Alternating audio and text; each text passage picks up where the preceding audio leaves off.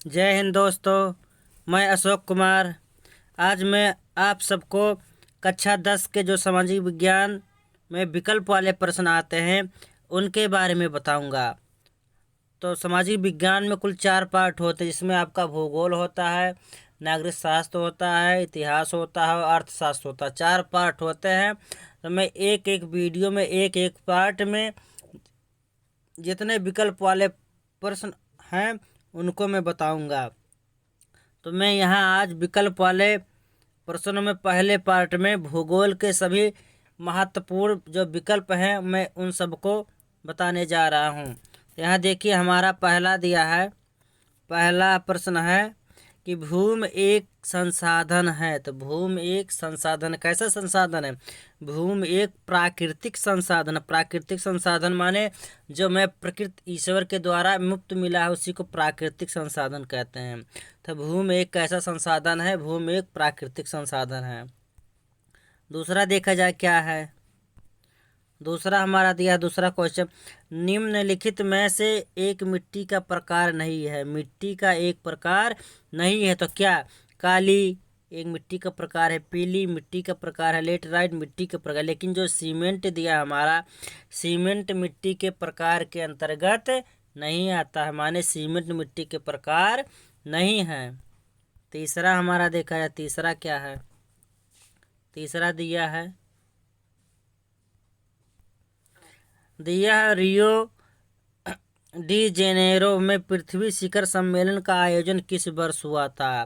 कह रहा पृथ्वी शिखर सम्मेलन का आयोजन किस वर्ष हुआ था? तो पृथ्वी शिखर सम्मेलन का आयोजन सन 1992 में हुआ। कब हुआ? सन 1992 में हुआ। चौथा प्रश्न हमारा दिया है, निम्न में से कौन अजैविय संसाधन है? निम्न में से कौन एक अजैविय संसाधन? अजैविय माने जिनमें जीवन ना हो। तो चट्टानें जो होती हैं हमारे अजैविय संसाधन हैं। कैसी संसाधन है? अजैविय। पौधे, पशु हो गया, पौधे और मछलियाँ जैवीय संसाधन है, लेकिन चट्टानें एक प्रकार से अजैविय संसाधन हैं। पांचवा देखो, ये सब बहुत ही महत्वपूर्ण प्रश्न है जो 2020 में पूछा गया था। अगला हमारा है पांचवा वाला, निम्नलिखित में से किस राज्य में काली मिट्टी पाई जाती है? क्या निम्नलिखित में से किस राज्य में काली मिट्टी पाई जाती है? तो गुजरात राज्य में काली मिट्टी पाई जाती है। हमारा आंसर हो जाएगा गुजरात राज्य में काली मिट्टी पाई जाती है। छठा हमारा दिया, छठा प्रश्न है, पर्वतों पर मृदा अपरदन का संसाधन है। कह रहा पर्वतों पर मृदा अपरदन का संसाधन है क्या? पवन, हिमनद, जल और पशुचारण। तो क्या है हमारा सही आंसर? हिमनद। माने पर्वतों पर मृदा का अपरदन या मृदा अपरदन का साधन कौन है? हिमनद। सातवां है, लाल पीली मिट्टी पाई जाती है। लाल पीली मिट्टी कहाँ पाई जाती है? तो का दिया है दक्कन के पठार में, मालवा के पठार में, ब्रह्मपुत्र घाटी के मैदान घाटी में या थार रेगिस्तान में। तो काली पीली मिट्टी पाई जाती कि हाँ, दक्कन के पठार में। काली पीली मिट्टी दक्कन के पठार में पाई जाती है। आठवां हमारा दिया है, आठवां क्वेश्चन है, पंजाब में भूमि निम्नीकरण का मुख्य कारण क्या है? पंजाब में भूमि निम्नीकरण का मुख्य कारण क्या है? तो अधिक सिंचाई है। क्या है? अधिक सिंचाई के कारण पंजाब में भूमि निम्नी का मुख्य कारण है। अगला हमारा है, देखें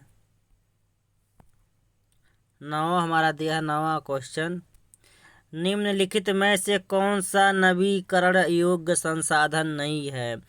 कह रहा निम्नलिखित में से कौन सा नवीकरण संसाधन नहीं है, माने ऐसे संसाधन जिनका प्रयोग करने के बाद पुनः उनका उपयोग ना करें तो उसको कहते हैं, नहीं, जिनका उपयोग करने पर फिर दोबारा उनका प्रयोग किया जाए उसको कहते हैं नवीनीकरण संसाधन।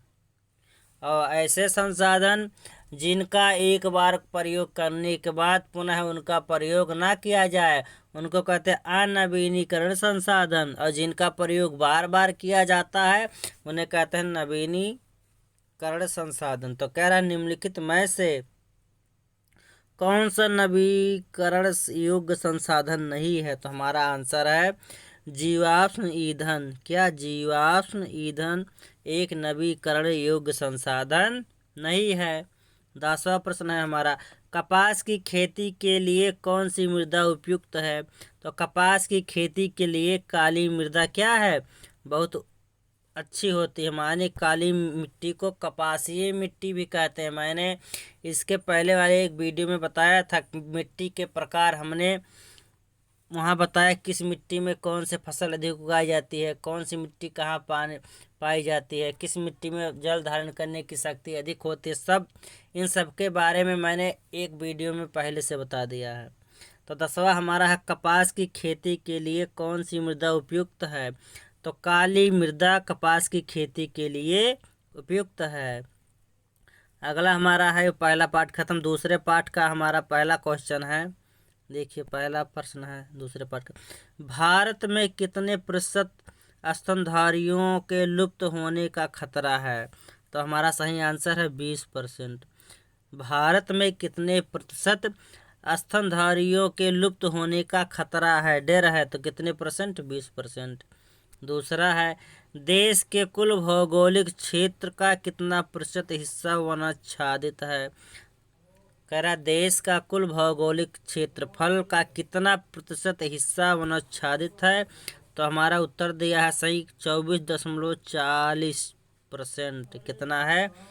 24.40%। हमारा तीसरा है, संकटग्रस्त प्रजातियों की सूची निम्न में से कौन सी संस्था तैयार करती है? तो हमारा सही आंसर है IUCN। IUCN। अगला हमारा चौथा, चिपको आंदोलन संबंधित है। चिपको आंदोलन किससे संबंधित है? तो चिपको आंदोलन वन संरक्षण से संबंधित है। माने चिपको आंदोलन जो है हमारा वन के संरक्षण के लिए प्रसिद्ध है। अगला पांचवा हमारा है, पांचवा देखा जाए, पांचवा हमारा है, भारत में सबसे पहले वन एवं वन्य जीव संरक्षण अधिनियम किस वर्ष लागू किया गया? कह रहा भारत में सबसे पहले वन और वन्य जीव संरक्षण अधिनियम किस वर्ष लागू किया गया? तो सन 1972 में। हमारा सही आंसर है सन 1972 में। छठवां हमारा है, छठवां क्वेश्चन, टाइगर प्रोजेक्ट किस वर्ष आरंभ किया गया? टाइगर प्रोजेक्ट किस वर्ष आरंभ किया गया? तो हमारा सही आंसर है सन 1973 में। सन 1973 में टाइगर प्रोजेक्ट आरंभ किया गया। अगला हमारा है सातवां, इनमें से कौन सी टिप्पणी प्राकृतिक वनस्पति जात और प्राणी जात के ह्रास का सही कारण नहीं है? तो हमारा सही आंसर दिया है इसमें, सही आंसर इसका है कि पशुचारण और ईंधन लकड़ी एकत्र करना। क्या? पशुचारण और ईंधन लकड़ी एकत्रित करना। अगला हमारा है, देखें 8वां इसमें दिया है, इनमें से कौन सा संरक्षण तरीका समुदायों की सीधी भागीदारी नहीं है? कह रहा है इनमें से कौन सा संरक्षण तरीका समुदायों की सीधी भागीदारी नहीं करता है? तो हमारा सही आंसर है वन्य जीव पशु विहार का परिसीमन। क्या? वन्य जीव पशु विहार का परिसीमन। 9वां हमारा दिया है, 9वां क्वेश्चन, सुंदरवन राष्ट्रीय पार्क किस राज्य में स्थित है? तो हमारा सही आंसर है पश्चिम बंगाल। पश्चिम बंगाल में क्या है? सुंदरवन राष्ट्रीय पार्क।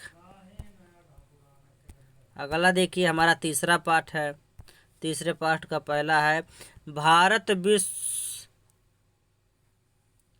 वृष्टि मात्रा का कितना प्रतिशत प्राप्त करता है? तो सही आंसर है 4%। कितना? 4%।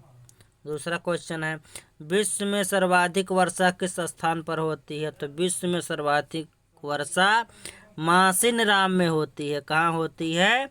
मासिनराम में। अगला देखा जाए क्या है। अगला है प्रश्न तीसरा, भारत की पहली नदी घाटी परियोजना किस नदी पर बनाई गई? तो भारत में पहली नदी घाटी परियोजना उस दामोदर नदी पर बनाई गई। किस नदी पर? दामोदर नदी पर।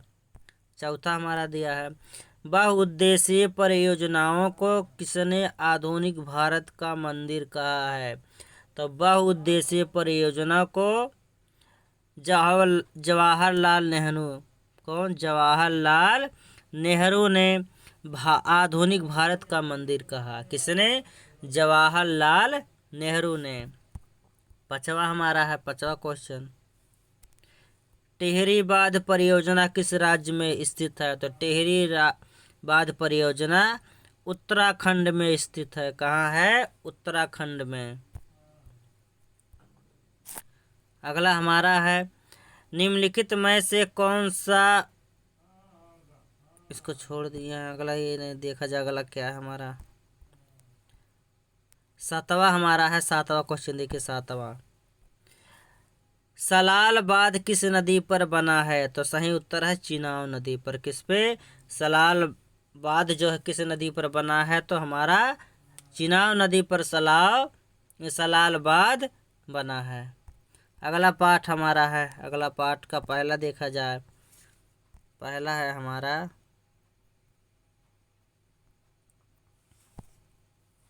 पहला प्रश्न, निम्नलिखित में से कौन सा उस कृषि प्रणाली को दर्शाता है जिसमें एक ही फसल लंबे चौड़े क्षेत्र में उगाई जाती है? तो इसको कौन सा फसल कहते हैं? रोपड़ कृषि, माने ऐसी कृषि जिनको एक विस्तृत क्षेत्र में उगाई जाती है उसे कहते हैं रोपड़ कृषि। दूसरा है, इनमें से कौन सी रबी फसल है? रबी फसल माने जिनको अक्टूबर नवंबर के महीने में बोया जाता। तो क्या है आपका सही आंसर? चना और काला चना। चना और काला चना जो अक्टूबर और नवंबर के महीने में बोया जाता है उन्हीं को कहते हैं रबी की फसलें। अगला तीसरा क्या है, इनमें से कौन सी एक फलीदार फसल है? कैसी फसल है? फलीदार। तो सही उत्तर है दालें। जो दालें होती हैं वो फलीदार फसलें होती हैं।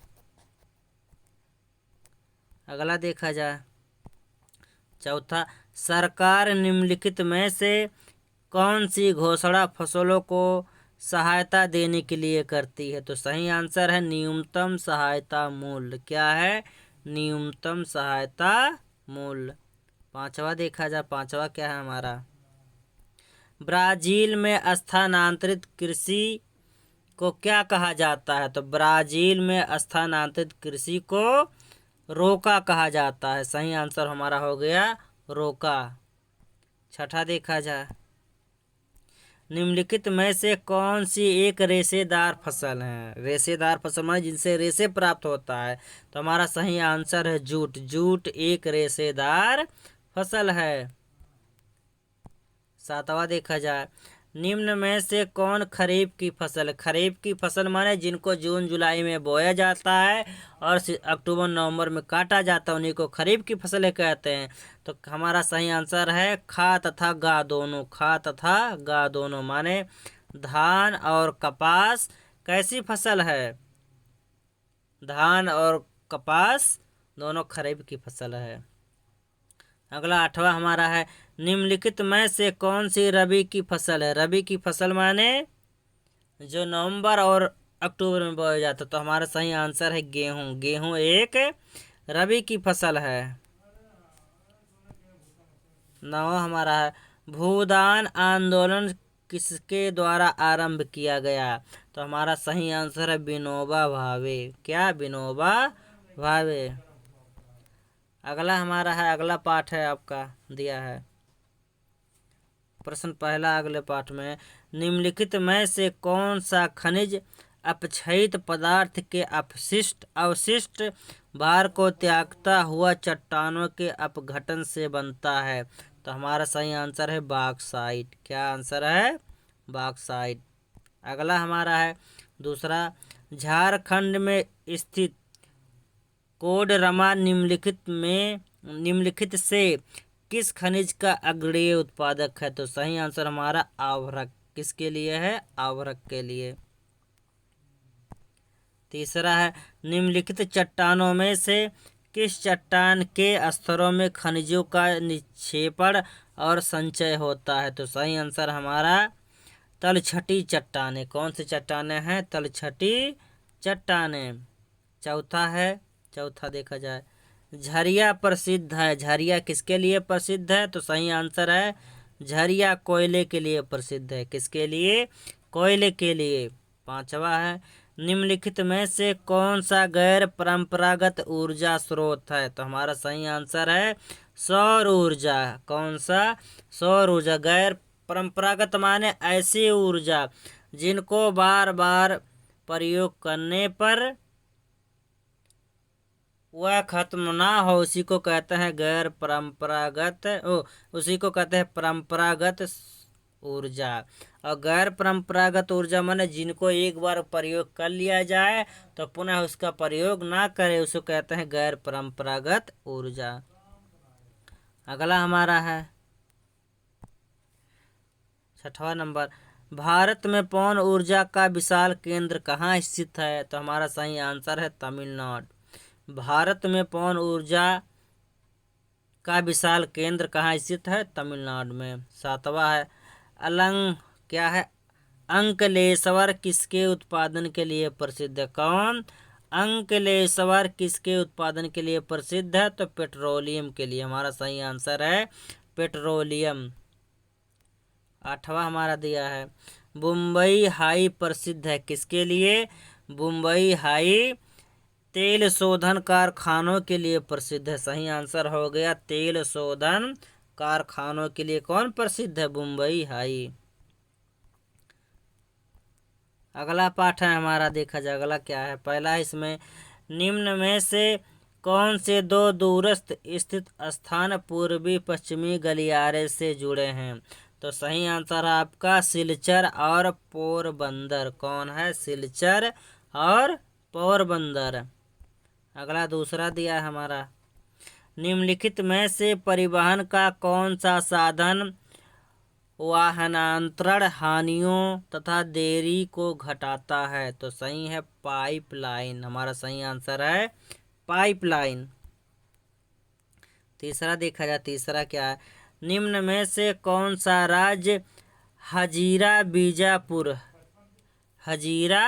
विजयपुर या जगदीशपुर पाइपलाइन से नहीं जुड़ा है? तो सही आंसर हमारा महाराष्ट्र। क्या है? महाराष्ट्र। अगला देखा जाए क्या है। चौथा हमारा है, इनमें से कौन सा पत्तन पूर्वी तट पर स्थित है जो अंतः स्थलीय तथा अधिकतम गहराई का पत्तन है तथा पूर्ण सुरक्षित है? तो सही है हमारा विशाखापट्टनम। क्या है? विशाखापट्टनम। पांचवा हमारा है, निम्न में से कौन सा परिवहन साधन भारत में प्रमुख साधन है? तो हमारा है सड़क परिवहन, जो भारत में प्रमुख साधन है। 6वां हमारा दिया है, निम्न से कौन सा शब्द दो या अधिक देशों के व्यापार को दर्शाता है? तो इसको कहते हैं अंतर्राष्ट्रीय व्यापार। क्या कहते हैं? अंतर्राष्ट्रीय व्यापार। अगला हमारा 7वां है, भारत का सबसे लंबा राष्ट्रीय राजमार्ग NH कौन सा है? तो सही आंसर है NH 44। क्या है? NH 44। अगला हमारा है 9वां, देख लिया जाए 9वां क्या है। बड़ी लाइन की चौड़ाई क्या है? बड़ी लाइन की चौड़ाई क्या है? तो सही आंसर 1676। बड़ी लाइन 1676 मिमी। बड़ी लाइन की चौड़ाई कितना होता है? 1676 मिमी। 10वां हमारा है, निम्नलिखित में से किस वस्तु का निर्यातक भारत नहीं है? तो सही उत्तर है उर्वरक का। किसका? उर्वरक का। बस हमारे भूगोल वाले पार्ट में इतने ही बहुविकल्पीय प्रश्न हैं। अगर आप इसको एक बार 2 बार जरूर सुन लें तो आप कभी नहीं भूलेंगे और आपको विकल्प में जितने नंबर आते हैं पूरा नंबर मिलेगा। अगर यह वीडियो आपको पसंद आया हो तो लाइक और इसी तरह का वीडियो पाने के लिए हमारे चैनल को सब्सक्राइब करना ना भूलें। जय हिंद।